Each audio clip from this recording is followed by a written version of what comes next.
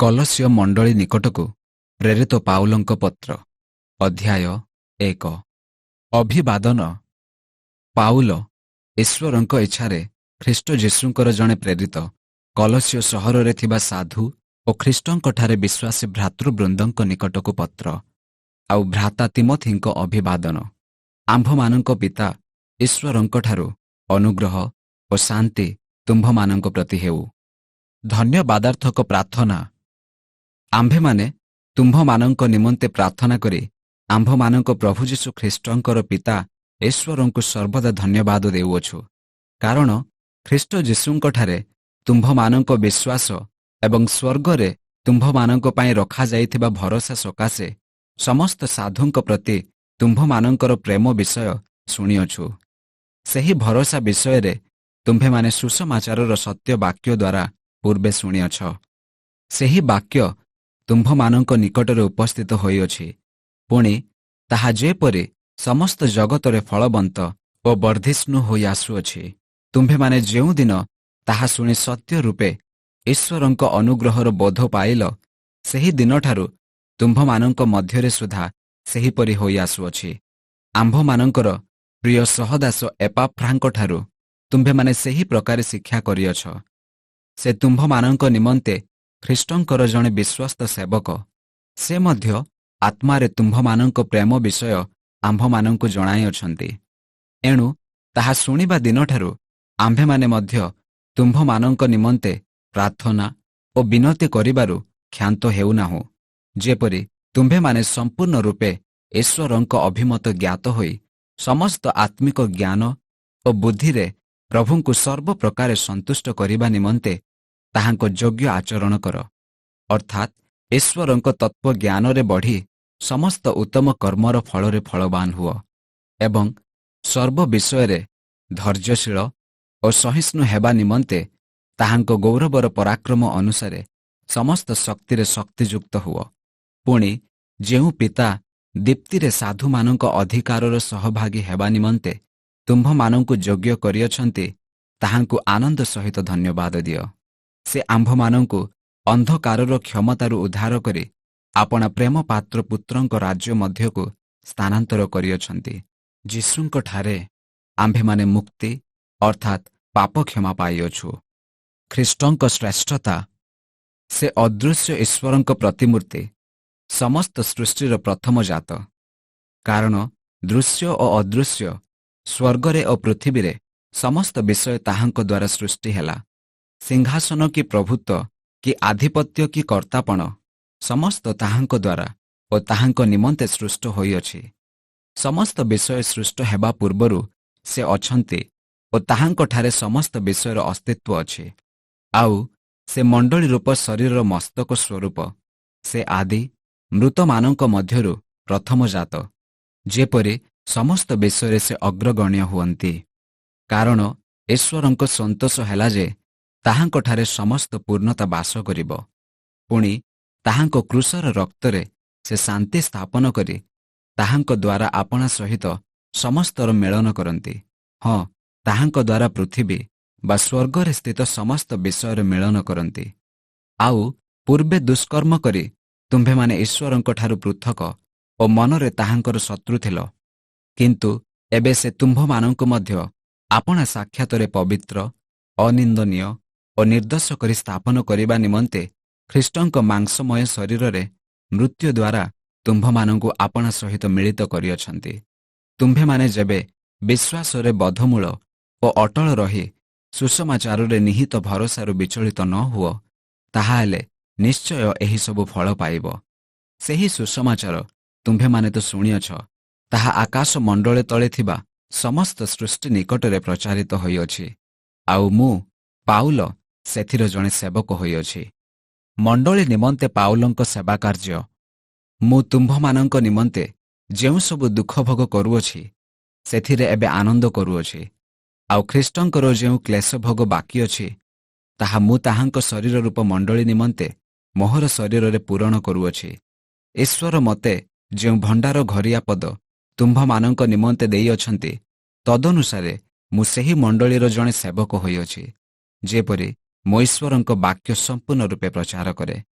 ସେହି ନିଗୁଡ଼ ତତ୍ତ୍ୱ ପ୍ରାଚୀନ କାଳ ଓ ପୂର୍ବପୁରୁଷମାନଙ୍କଠାରୁ ଗୁପ୍ତ ହୋଇ ରହିଥିଲା, କିନ୍ତୁ ଏବେ ତାହାଙ୍କ ସାଧୁମାନଙ୍କ ନିକଟରେ ପ୍ରକାଶିତ ହୋଇଅଛି। ଅଣଜିହୁଦୀମାନଙ୍କ ମଧ୍ୟରେ ସେହି ନିଗୁଡ଼ ତତ୍ତ୍ୱର ଗୌରବ ରୂପ ଧନ ଯେ କଣ, ତାହା ଈଶ୍ୱର ଆପଣା ସାଧୁମାନଙ୍କ ନିକଟରେ ପ୍ରକାଶ କରିବାକୁ ଇଚ୍ଛା କଲେ। ସେହି ନିଗୁଡ଼ ତତ୍ତ୍ୱ ଏହି, ତୁମ୍ଭମାନଙ୍କ ମଧ୍ୟରେ ଖ୍ରୀଷ୍ଟ ସେ ଗୌରବର ଭରସା ସ୍ୱରୂପ। ତାହାଙ୍କୁ ଆମ୍ଭେମାନେ ପ୍ରଚାର କରୁଅଛୁ।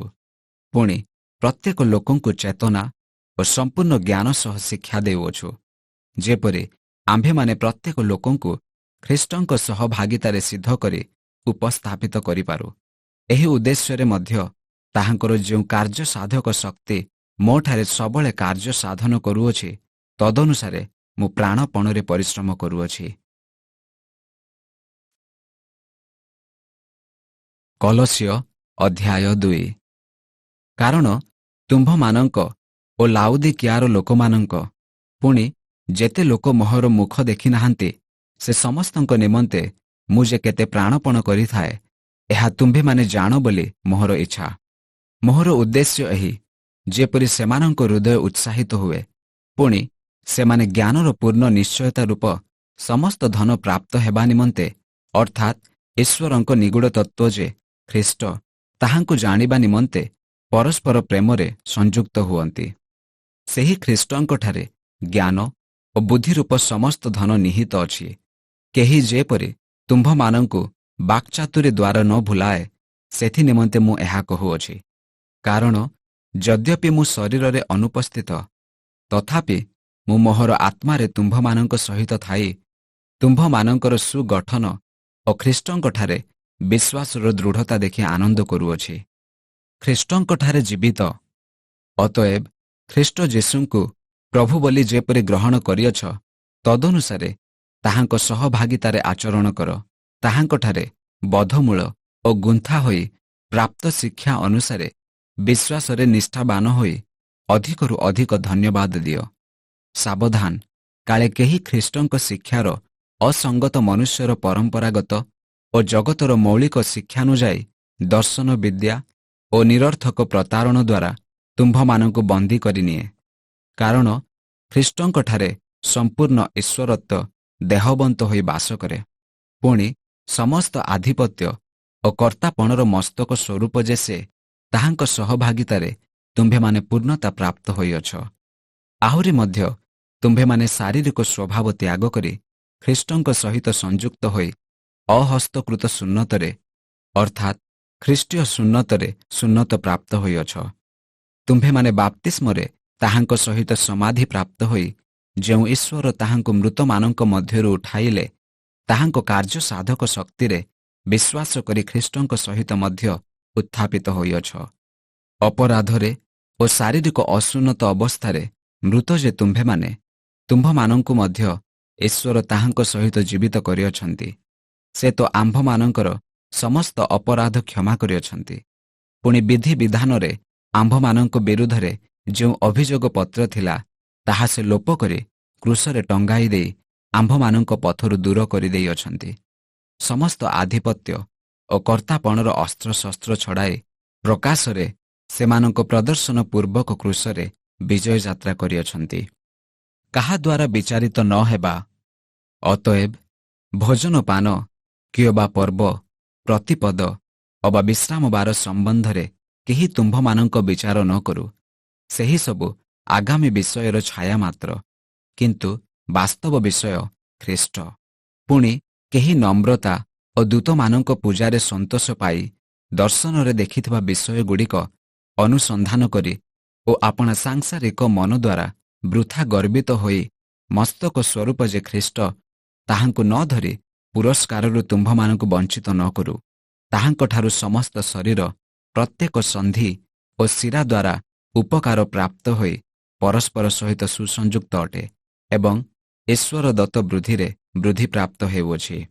ତୁମ୍ଭେମାନେ ଯଦି ଖ୍ରୀଷ୍ଟଙ୍କ ସହିତ ଜଗତର ମୌଳିକ ଶିକ୍ଷା ପ୍ରତି ମୃତ ହୋଇଅଛ, ତେବେ ମନୁଷ୍ୟର ବିଧି ଓ ଶିକ୍ଷାନୁସାରେ ଧର ନାହିଁ, ଖାଅ ନାହିଁ ବା ଛୁଅ ନାହିଁ ସାଂସାରିକ ଲୋକ ପରି ଏହି ପ୍ରକାର ବିଧିବିଧାନର କାହିଁକି ବଶୀଭୂତ ହେଉଅଛ?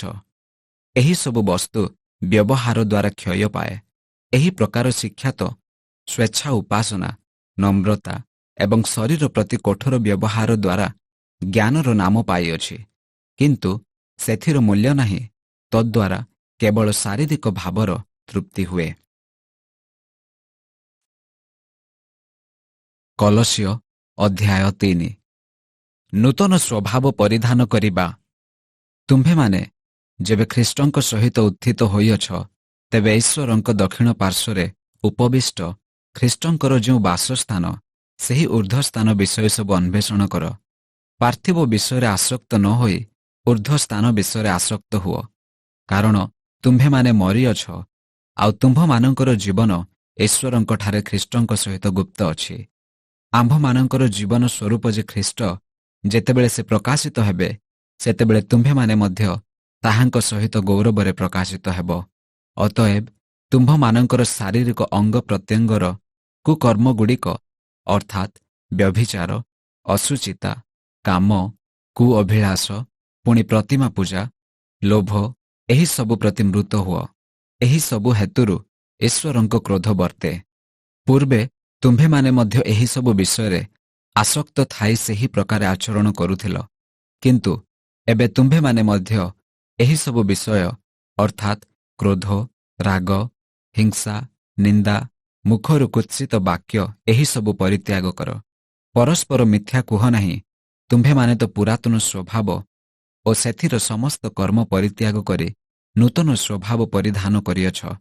ସେହି ନୂତନ ସ୍ୱଭାବ ଆପଣା ସୃଷ୍ଟିକର୍ତ୍ତାଙ୍କ ପ୍ରତିମୂର୍ତ୍ତି ଅନୁସାରେ ସମ୍ପୂର୍ଣ୍ଣ ଜ୍ଞାନ ପ୍ରାପ୍ତି ନିମନ୍ତେ ନୂତନୀକୃତ ହେଉଅଛି। ଏପରି ସ୍ଥଳେ ଗ୍ରୀକ୍ ଓ ଯିହୁଦୀ, ସୁନ୍ନତି ଓ ଅସୁନ୍ନତି, ବର୍ବର, ସ୍କୁଥୀୟ, ଦାସ, ସ୍ୱାଧୀନ ବ୍ୟକ୍ତି, ଏମାନଙ୍କ ମଧ୍ୟରେ କିଛିର ହିଁ ପ୍ରଭେଦ ନାହିଁ, କିନ୍ତୁ ଖ୍ରୀଷ୍ଟ ସବୁରେ ସବୁ ଅଟନ୍ତି, ପୁଣି ସମସ୍ତଙ୍କଠାରେ ବାସ କରନ୍ତି। ଅତଏବ ଈଶ୍ୱରଙ୍କ ମନୋନୀତ ସାଧୁ ଓ ପ୍ରିୟ ଲୋକ ହୋଇ କୋମଳ ହୃଦୟ, ଦୟା, ନମ୍ରତା, ମୃଦୁତା ଓ ଦୀର୍ଘ ସହିଷ୍ଣୁତା ପରିଧାନ କର। ପରସ୍ପର ପ୍ରତି ସହନଶୀଳ ହୁଅ। ଆଉ ଯଦି କାହାରି ବିରୁଦ୍ଧରେ କୌଣସି କଥା ଥାଏ, ତେବେ ଏକକୁ ଆରେକ କ୍ଷମା କର।